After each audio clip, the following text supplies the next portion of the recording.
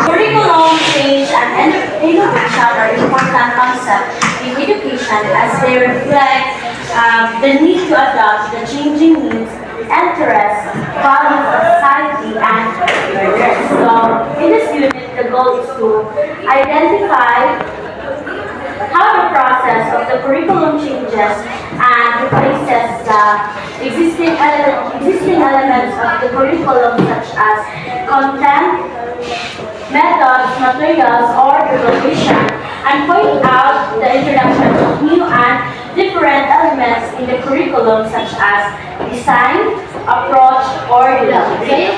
So, it will also discuss how both curriculum changes and innovation improve the quality and relevance of education and achieve better learning outcomes. So, the goal of this unit is to draw specific parameters to distinguish change from innovation in terms of curriculum. Second is to justify the need of either change or innovation in matters pertaining to curriculum and strategize change and innovation in school curriculum. So, there are factors influencing curriculum change and innovation. So, the imperative for change, innovation in the curriculum stems from various factors within a nation's political, social, economic, cultural, and technological spheres. So, why man nga mag-change ang curriculum? Why man nga ay mag-change sa curriculum? So, yeah.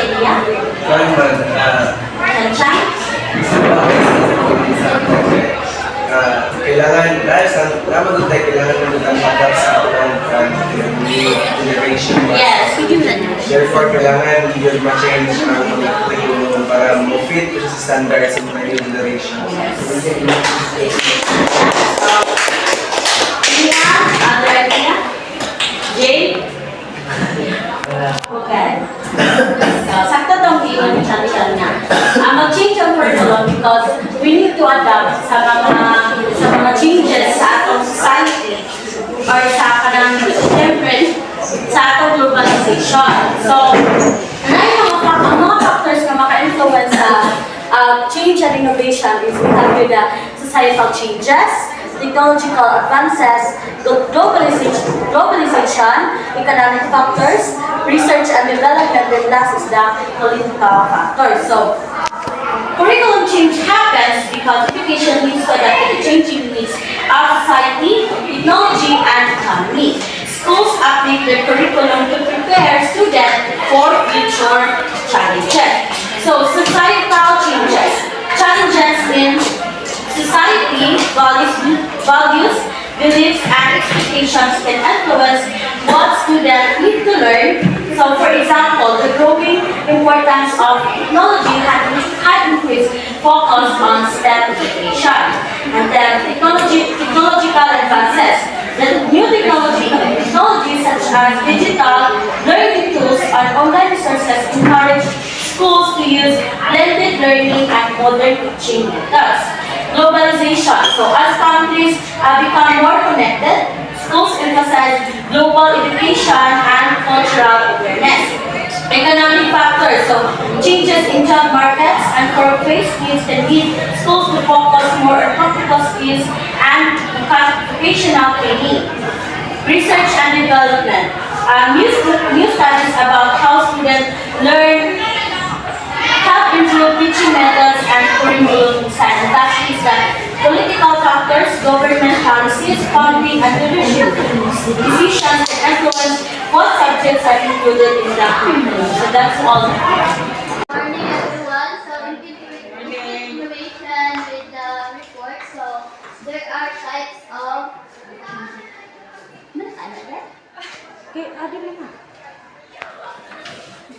so first is di ba na may idea kay why we need to why curriculum must change diba and innovate. So we have here two types of change. So first, we have here the hardware type. So any idea regarding about what is based on sa inyong understanding as inyong pagsagot, what is hardware types? May idea about hardware?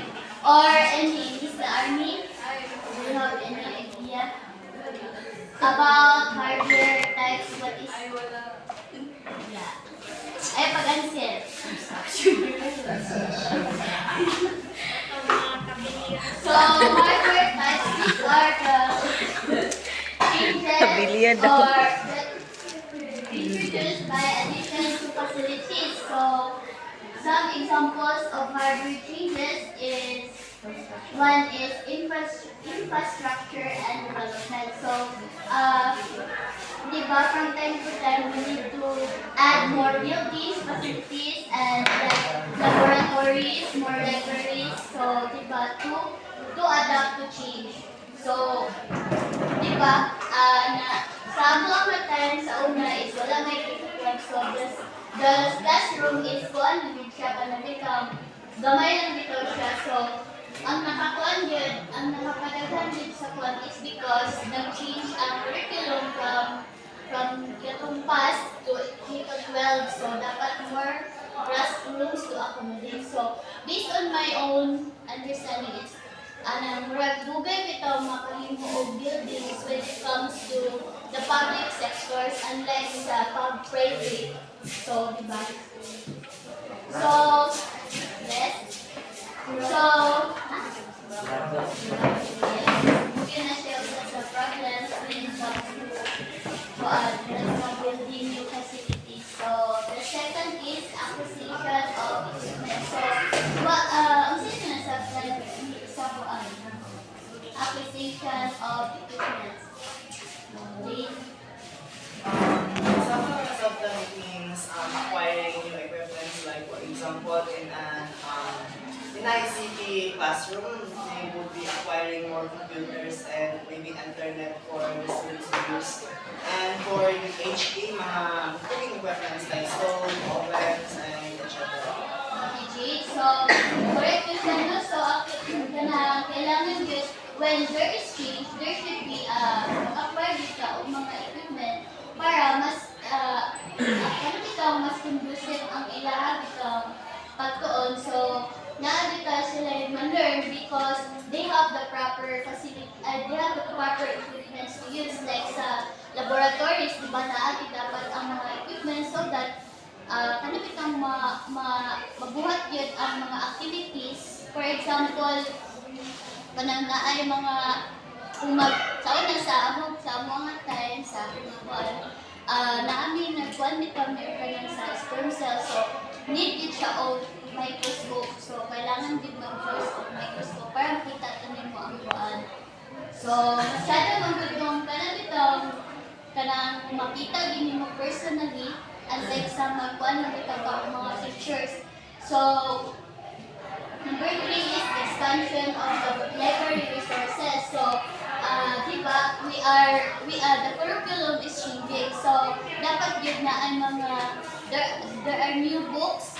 Bitaw kay some of the books magud sa mga mga karaan to is dili na bitaw siya updated. So dili na siya update. There are some that dili na siya applicable. It's because na changes when it comes to siya mga theories siguro kay naamon yung mga discovery. So diba? So playground enhancement. So these are kalabitang dili na students must not be only in the classroom but also outside of the classroom. So they should have this kalabitang playground so that dili lang ang skills when it comes to cognitive but also the psychomotor. So any questions about the hard? So second is software type. So sa hardware method is the physical environment. So there is a software types. It is the content. Unsay sulod sa curriculum itself. So they may be related to the methods on how content mga teaching lessons should be delivered. So ang nagkakuan ni is ang curriculum initiators, designers, and the developers. So these are the group of people who first here is curricular revision. So it is the so third is Jade. The word curricular revisions is like they are going to revise the existing curriculum to improve or enhance the form more effective outcome sa mga estudyante. So correct din siya, no? So, diba, as mentioned mo na kay, diba, ang nakakuan po sa, it depends also the changes on the society. So it is more of like, we have to meet the needs of the society, diba?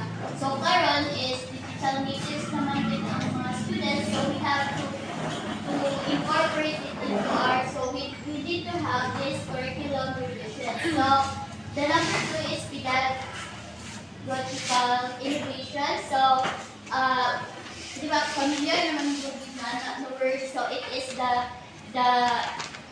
teaching strategies of teachers. So lagi there are new mga teaching strategies. So diba, like sa una man good is more of like man good teacher-centered lang yun ang morning. So teacher-centered ang classroom, diba? So karon man good it is focus more on the student-centered. So sa ako mo is naka-experience ko more of teacher-centered. So more of si teacher ang mag-discuss and magsulat ka. So ako personally makahalapit siya sa kay paano good bitang imuha bitang nice gapon siya. It's because makakuan bitaw ka, you have to ma-focus bitaw ka ano bitaw makakuan man ka kay dili mo sila magsulat. So like makuan mo bitaw yung listening skills. So sa kuan po sada man bitaw sa because there are different, so their students naman good na kalabitang dili bitaw sila based on our learning. So dapat na yung mga different activities and strategies. So integration of technology. So paano man kita ni? So it is paano man kita no kanang kailangan din siya. Whether you like it or not, we have to really adapt to kanang technology kay it's because our students is digital natives. So number 4 is adoption of inquiry-based learning. So teachers should encourage students to ask questions and diba there is interaction between students and the teachers. So number 5 is the implementation of project-based. So this is paano siya kanang more of kanang diba sa classroom more on cognitive So kanang project-based is you have to let the students have an activity which will be related in real life situations. So, kani magod, in a way magod is, kani magod na pamaagi is, mas maka-learn ang kuan, di ba? Makuan ito ang lifelong learning magod sa students. If we have this inquiry based, so do you agree? So,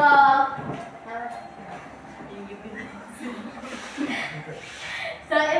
So, number 5 is pakibasa. Implementation of project-based learning. So, number 6 is so, kailangan ninyo i-accept mga methods na So, next is, I have a questions regarding software. Wala, teacher.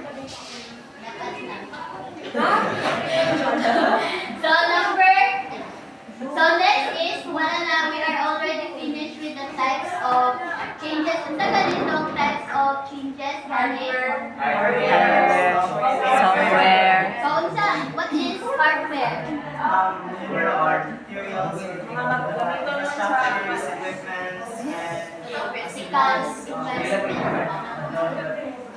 So, ang software is content sa curriculum. So, thank you. So, naminagin yung software. Forms of change. So, first, we have here the structural change. So, murag balik-balik ka siya kay murag same gapon siya sa types of one. So, we have these changes relate to setup of educational institution. It can also be redesigning different systems. So, it is more of kalabitang sa mga nagdumala sa sulod sa kanang sa foreign institution like sa IC. So, kung for them to adapt to change, naa sa ilaha kung ilaha bitaw i-change ang ilahang form of structural mga sa head, like sa mga kalustang nag-administration, so kung ilaha na siya i-change or ilaha ba siyang kulangan or ladugangan to be able to achieve this kanabitang ilahang gusto nga ma-attain sa ilang institution. So the second is the technological change. So it is the change to having to make adjustments that are related to electronics. So maraming hapon siya, no? So more of technology kaya we are living in the century ka na? 21st century. Good. So 21st century, so need man get of technology. We have to incorporate technology in everything. So tell mo ba, based on my kanabitang mga observations lang. So teachers who are kanabitang mga gulang na kanang mga like 16 or nanabitaw mga ka-senior na ko. So kuan din sila kanang they are really kanang adjusting to this one. So sa technology man. So like dili tanan mangod kabalo mangod mag-use of technology kay di ba they are from the nang sa una pa yun. So yes, it will be okay lang sa ilang mga time is wala sila dito on how to use computers and laptops. Indughay.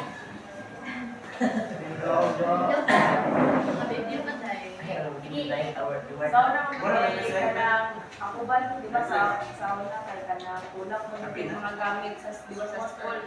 Dami din na kung sabi ng subject ng ICT. Wala ka atay, nasa subject ana pero dili kita patbon bitaw nila kay kita ko gamiton so kay kulang na anak kulangan sila og gamit. More on kuan, more on sulat, libro, more on books. So, another question lang. So, which do you prefer, books or kanang internet? Internet. Mapadali mo. Pero, Tingala tayo, wala ang side job ito, mag-search ka, pero mag-scroll din sa TikTok. Most and tapos na ako, kung dili po ka kabalo mang word magkuan videos. Kung ka kabalo bitaw magkuan kung sa legit o dili. So, naamoy Yung mga fake create ang mga information. So, you have to be careful. So, the last is cultural change. So, siya na po yung student. Isa ito ba? cultural Change! So, cultural change. So, this is a final form of change. So, this has to deal with the perception and the members of organization to the institution. So, different institution, different ilahang mga cultures. So, for me, sa Mindanao, ay sa MMK sa una, so, maging siya ka ng Seventh-day Adventist School. So, mura bitaw, ang pag-mold nila sa imo is same lang hapon sa ilahang bitaw, sa ilahang, yes, sa ilang religion. So, mura, sala sa imo hapon. So, like, nanabitaw. So, different. So, nabagig tayo mga lagi, lain-lain yung institution, there are different yung mga cultures and beliefs. So, it depends on the institution and how they will deal with this one sa mga students. So, wala na may question. None. Are you sure? Sa ganito, structural change and banta. Yan sa ganito, ang kanang kuan, cultural, structural, DIM.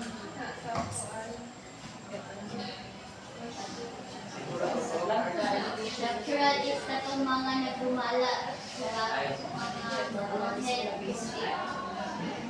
sa nagumala sa isang institution or sa mga sa DepEd. So, ang technology, so, cultural, change in education is very inevitable because yan mo ka ng pilihan. So, it's either you adapt or you dili ka mo daw. So, dili ba pwede na in order for us to survive, we have to really adapt to change, whether we like it or not. Thank you. Mula ko siya. So, ang ako ang topic is kanang profile siya at pinipatid siya. So, dila kami magsugod sa F, strategies for curriculum change and innovation. So, mag-start ko sa number 3, which is the coercive strategies. So, these are the changes required by authorities like the Department of Education. School must follow the official laws, memoranda, and the policies because they are mandated. So, iniwan ka ng kinsay makakuan nga nga one of the example of coercive strategies. So, kung ano siya, kanabitaw, mandated niya siya, hindi siya optional, kundi mandated niya siya, mandate siya sa government para ma-implement siya ng strategies. Which is, example, kanabitaw, parang sa bus o na wala may K-12. So, kani siya is, implement niya siya sa gobyerno o mandated siya. So, which is, kita nakasakong kita na o K-12 curriculum sa K-12 curriculum mo kay niyagi magtaog tanan o kanang senior high school, di ba? So, nag-add ang government of 2 years kung ano siya ang ginatawag na coercive strategies tungkol kay ang government, mga sila ang mag-implement or i-mandate din siya para ma-implement ang mga curriculum. So, ano siya ang example which is the K-12 program. So, schools have to follow it ensure the students receive the quality education. So, for you, kanang agi na tag senior high school, so, effective ba nga nang agi tao senior high school? Yes, ma'am. Yes. So, Yes, Ma'am Adi. sa inyo ang kanang mga skills nga yung maglunan sa pag-agi sa senior high school. Communications. So, because kanang nagkakibag mga student ang kanang K-12, so which is the PPL, and then the youth, and then the ABM. Kana sila is kanang mandated na sila mag-implement sa government, so which is what we call the coercive strategies. And then the fourth one is the open and front strategy. So, ate kids, at this place,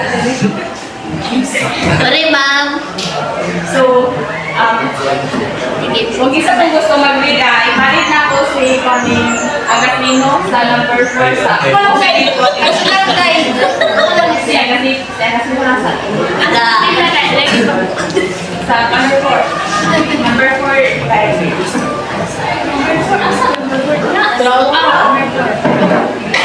Open is strategic. Strategies din. Apa na definition na? As the term suggests, this strategies allows the use of ideas and resources from various sources and promotes flexibility, openness, and practicality by implementing curriculum change and innovation in educational setting where learners are exposed to global changes. Curriculum content and teaching approaches must align with the different demands of society and the community. So, pinigiri sa open input strategies is kanang i-input dito lang nimo ang imong nag-gather ng mga data or mga ideas gikan sa uban mga tao. So, no, kay kanang pag-change sa curriculum is hindi lang siya naga-encode o isa ka tao kundi tanan. So, including the parents, the teachers, and the students because kana sila nga mga tao mo na sila ang apektahan sa kanang pag-change sa curriculum. So, di kita nga ng mga estudyante, so kita kita mag-adapt and also the parents of the learners. And then, so this approach allows the flexibility kinahanglan na kung unsa tong mga ideas nga inyong nag-gather, inyo dito sa able to kanang adapt ninyo siya sa kanang curriculum para dili kayo kuha ng bata mag-condition dito sa mga activity mo kay sa una sa teacher-centered ba is kanang more on approach din siya sa teacher ang magbawa sa mga bata. So, dito is kanang more on strict teaching di ba ang mga kanang teacher-centered na mga maestra. So sa mga una pag nga mga kuan which is disciplinary sila.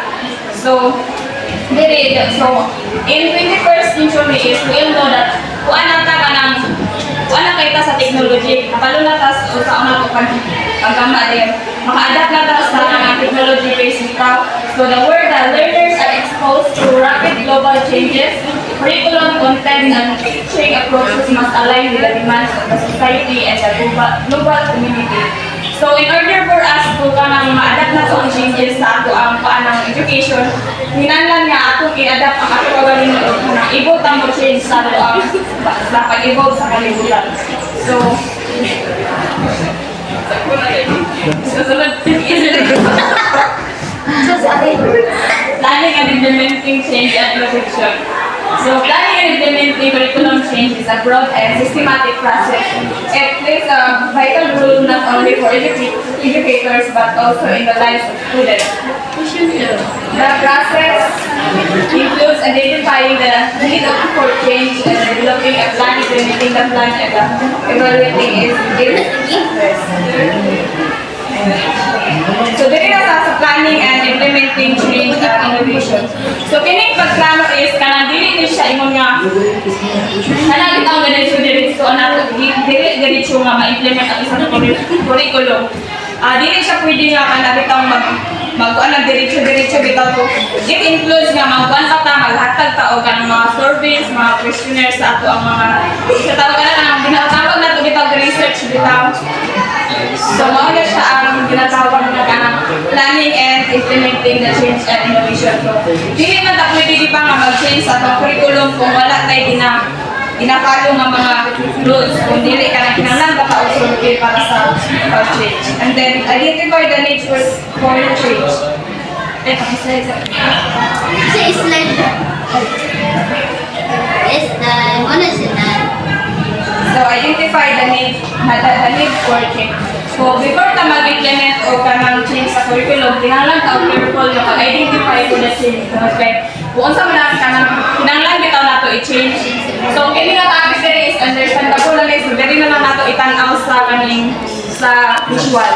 So, second is the develop a plan. So, sunod is develop ka og plan sa mga kailangan na implement. Then, the three is communicate the plan. So, the teacher and the school is kinahanglan sila i-communicate nila nila kung unsa bigyan ang ilang document iangay nga i-change and then the fourth is kinahanglan nga naay provide support sa gikan sa anak bitaw sa DepEd kaya kinahanglan nga kanang ma-implement bitaw siya og tarong. Dayon the last one is the evaluate the success of the change. So last is kanang i-evaluate na sa government kung kani ba nga changes ni curriculum is effective siya sa 21st century natin. So that's all to our part, and if you have any clarification, thank you everyone. Our topic today is strategy for curriculum change. Ang strategy for curriculum change is that we should bear in mind na ang mga curriculum is dapat dili lang siya stagnant or stable but changeable and adaptable. So first is personalized learning. Personalized learning is an educational approach where student learning is designed based on an assessment of their needs, skills, strength, and weaknesses. So kani, when we talk of personalized learning, from the word itself sa personal, the learning that happen where is nakabase siya sa assessment, sa needs sa student, skills, strengths, and weaknesses sa mga bata. So naka-design siya og kanang suit siya sa mga learners bitaw. Then second is learning communities. Defined as a group of people with common academic goals and attitudes who meet regularly to collaborate on classwork, connecting learners, teacher, and organization. So in there po is that is a community or grupo sa mga people nga nag-share og mga common or same academic goals, and ilang buhaton na ni or ginagabuhat kay mag-meet sila, then mag-collaborate, then magtinabangay, and through this is magtinabangay sila can connect learners, teacher, and organization as a group work. So next is collaborate learning.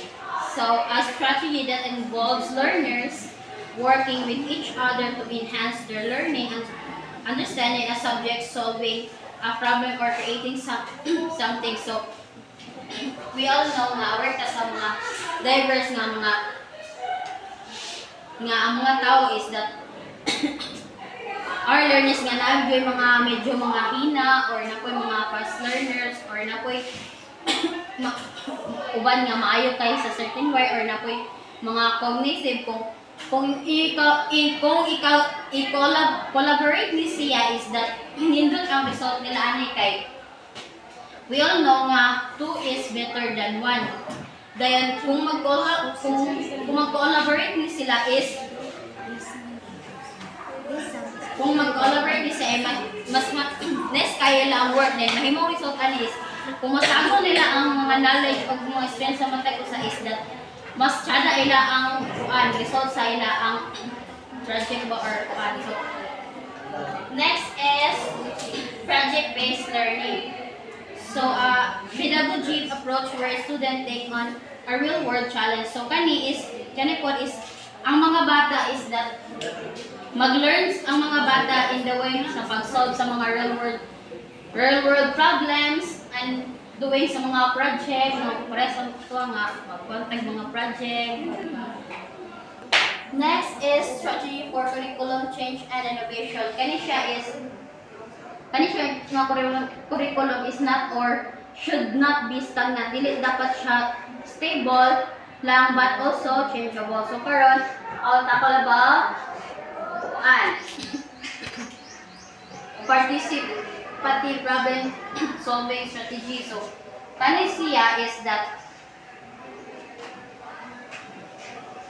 it involves recognizing local initiative and effort in curriculum change. So kani is para mag-guess kay when we say participative problem solving strategy is from the word itself participative this strategy sa pag-change sa curriculum is that there is a group or participation nga involved ani or appeal ani nga local initiative. So usa sila sa mga mga participative at sa mga kuan curriculum kana kuan sila mura sila mag-appeal og kanang kuan ba kanang Next is planned linkage. So kani is ang kani nga strategy is that kani siya nga strategy or curriculum is